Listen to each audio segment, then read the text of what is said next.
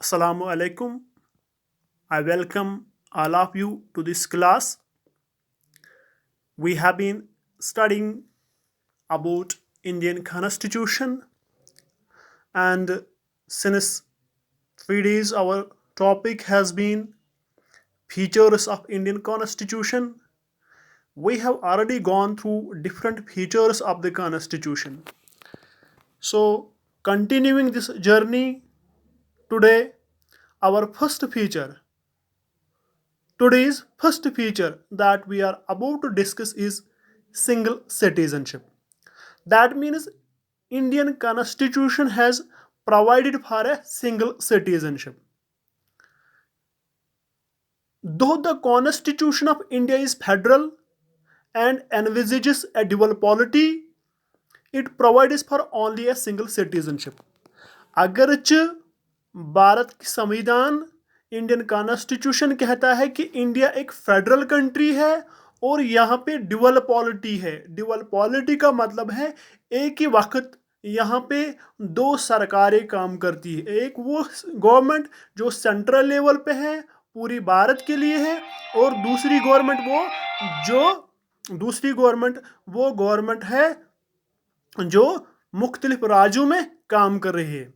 तो यहाँ पे ड्यूअल पॉलिटी है, यहाँ पे फेडरल स्ट्रक्चर है, लेकिन फिर भी यहाँ पे सिंगल सिटीजनशिप का कॉन्सेप्ट प्रेवेलेंट है। आम हालातों में अगर हम देखेंगे, फेडरेशन का एक इंपॉर्टेंट फीचर होता है डबल सिटीजनशिप, लेकिन इंडिया में सिर्फ सिंगल सिटीजनशिप प्रेवेलेंट है।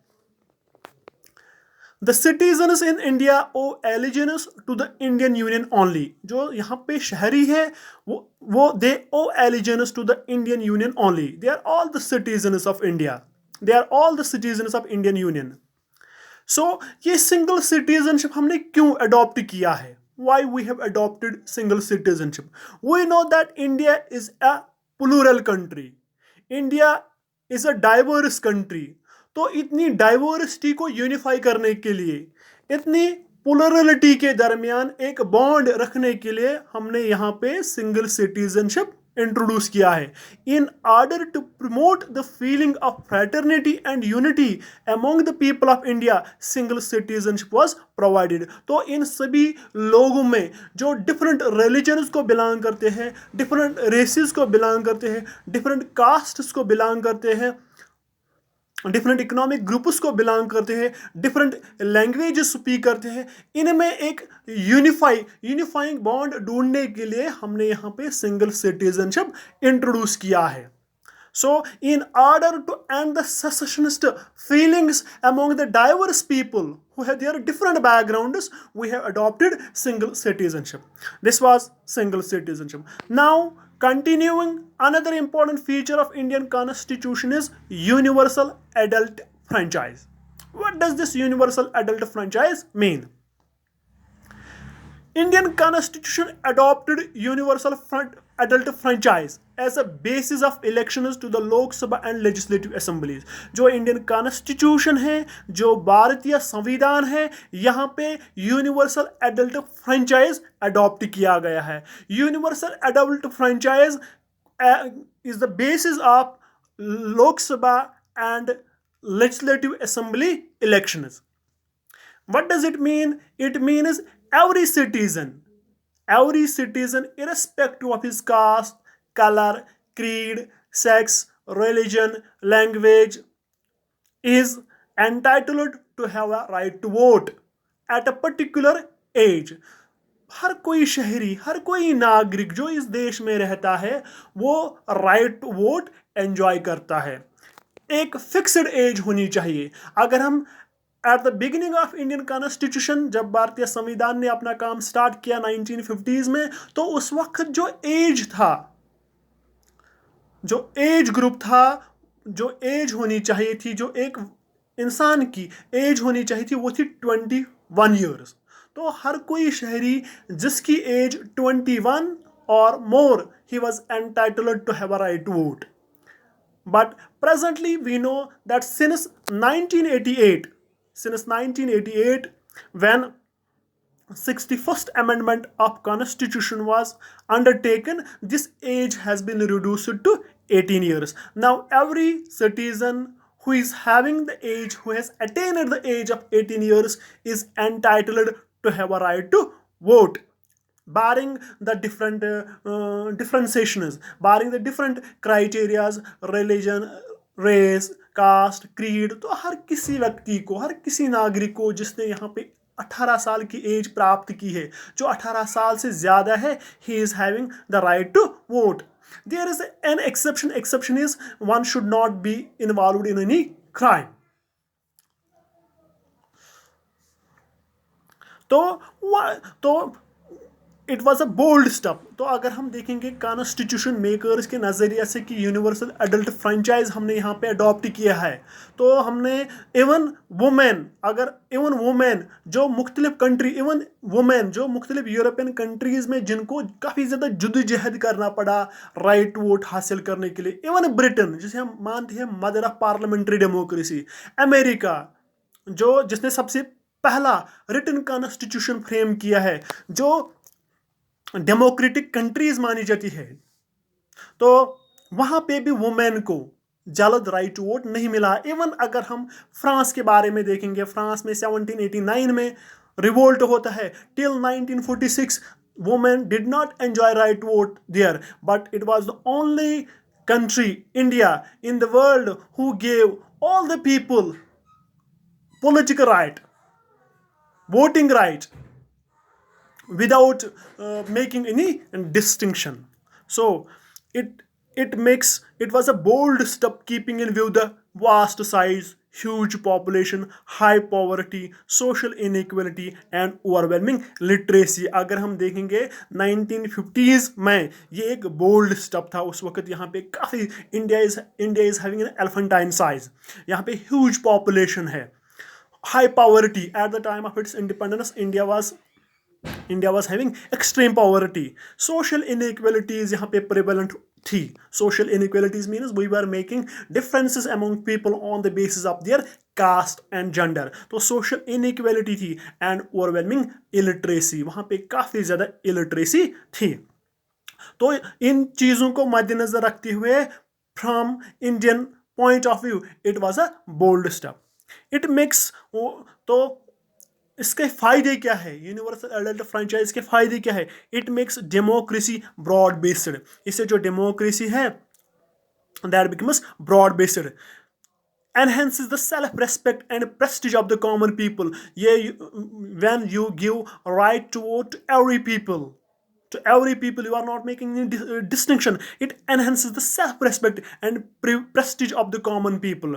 It upholds the principle of equality, particularly political equality। It enables minorities to protect their interests। ये minorities को ensure करता है to protect their rights, and also it benefits weaker sections of society। This was another feature of Indian Constitution, and the another important feature of Indian Constitution has been three-tier government। Beta, most of the students might have studied power sharing। Power sharing was one of the chapters in our 10th class, and power there were, उसमें एक question ये भी था forms of power sharing. उसमें हमने ये भी देखा horizontal power sharing and vertical power sharing. जब हम वर्टिकल पावर शेयरिंग की बात करते हैं तो हमें पता है कि डिफरेंट लेवल्स पे डिफरेंट सरकार्स होती है। तो उनमें से एक होती है सेंट्रल गवर्नमेंट, जिससे हमें फेडरलिज्म का कॉन्सेप्ट होता है। एक होती है सेंट्रल लेवल पे, दूसरी होती है स्टेट लेवल पे। लेकिन कभी कभार अगर कंट्री काफ़ी ज़्यादा ब्रॉड होगी, अगर कंट्री काफ़ी ज़्यादा वसी होगी, पॉपुलेशन काफ़ी ज़्यादा वसी हो गई, एरिया काफ़ी ज़्यादा होगा, एक्सटेंसिव होगा, तो जो ग्रामीण क्षेत्र में जो लोग रह रहे हैं, जो ग्रास रूट लेवल में लोग रह रहे हैं, जो रूरल एरियाज़ में लोग रह रहे हैं, उनकी जो प्रॉब्लम्स होती है, उनकी ग्रीवेंसेस को अच्छे तरीके से समझने के लिए we need to constitute another level of government at this grassroots level, that's called a third tier government। Originally, Indian Constitution provided for dual polity. When Constitution came into existence in 1950s, there were only two types of governments. There was only dual polity. There was the concept of dual polity. Dual polity means there were two governments, one functioning at the central level for whole country, another type of government functioning in respective states for the functioning within its boundary. Later, later there were two important amendments were carried out in constitution: 73rd amendment and 74th amendment. The 73rd amendment and 74th amendments have added a third tier structure of government. ये जो 73वीं amendment carry out हुई constitution में, 74th amendment constitution में की गई, ये इसलिए की गई ताकि हम कॉन्स्टिट्यूशनली जो थर्ड ईयर स्ट्रक्चर जो है इसको कॉन्स्टिट्यूशनल रिकॉग्निशन देंगे. हम ग्रास रूट लेवल पे एक गवर्नमेंट बनाएंगे which will be looking into the grievances, which will be looking into the issues faced by these common masses at these levels. Electricity issue देखेंगे, road का issue देखेंगे, PHC जो primary health centres उनका issues देखेंगे, या sanitation के जो मसले हैं इन पे नज़र रखेंगे. Later, 73rd and 74th amendments have added a third-tier structure of government. 73rd amendment gave constitutional recognition to panchayats. अब जो जिसे हम इसको हम कहते हैं लोकल सेल्फ गवर्नमेंट, ये जो थर्ड ईयर स्ट्रक्चर है इसको हम एक और नाम दे सकते हैं local self government. That means government functioning at the rural levels, rural self government. और यही गवर्नमेंट जो म्यूनसिपलिटीज, अगर हम शहर की बात करेंगे तो म्यूनसिपलिटीज में जो गवर्नमेंट फंक्शन करती है उसको कहते हैं अर्बन गवर्नमेंट. रूरल गवर्नमेंट और अर्बन गवर्नमेंट. रूरल गवर्नमेंट में पंचायत राज आता है और अर्बन गवर्नमेंट में म्यूनसिपलिटीज आता है. ये दोनों कॉन्स्टिट्यूशन में 73rd एंड 74th अमेंडमेंट के जरिए इंट्रोड्यूस हुए. जहां तक 73rd अमेंडमेंट का ताल्लुक है, ये 29 सब्जेक्ट्स देती है. 29 सब्जेक्ट्स ऐसे हैं जिन पे 29 आइटम्स ऐसे हैं जिन पे लोकल सेल्फ गवर्नमेंट या पंचायत ला बना सकते हैं. और जो अर्बन लोकल सेल्फ गवर्नमेंट है, अर्बन लोकल बॉडीज है, वो 18 सब्जेक्ट्स 18 आइटम्स पे ला बना सकते हैं. और ये दोनों हुआ है. कॉन्स्टिट्यूशन ने जब अपना काम स्टार्ट किया तो उस वक्त सिर्फ 8 शेड्यूल्स थे. तब हमने देखा जब ये 73rd अमेंडमेंट कैरी आउट हुई उसकी वजह से 11वां शेड्यूल ऐड हुआ, और जो 74th अमेंडमेंट कैरी आउट हुई इसकी वजह से 12वां शेड्यूल कॉन्स्टिट्यूशन में ऐड हुआ है. तो in short, in order to give the constitutional recognition to the local self government, we local self government functioning in rural and urban areas, we have introduced 73rd and 74th amendment in the constitution. Both these amendments were carried out in 1992. So in short, we have discussed 3 important features of Indian constitution today. We have discussed about single citizenship. I think you people might have know it. We have also discussed about universal adult franchise, and in addition we have also known about 3-tier government. I think it was enough for today. Thank you. Stay at home and stay safe.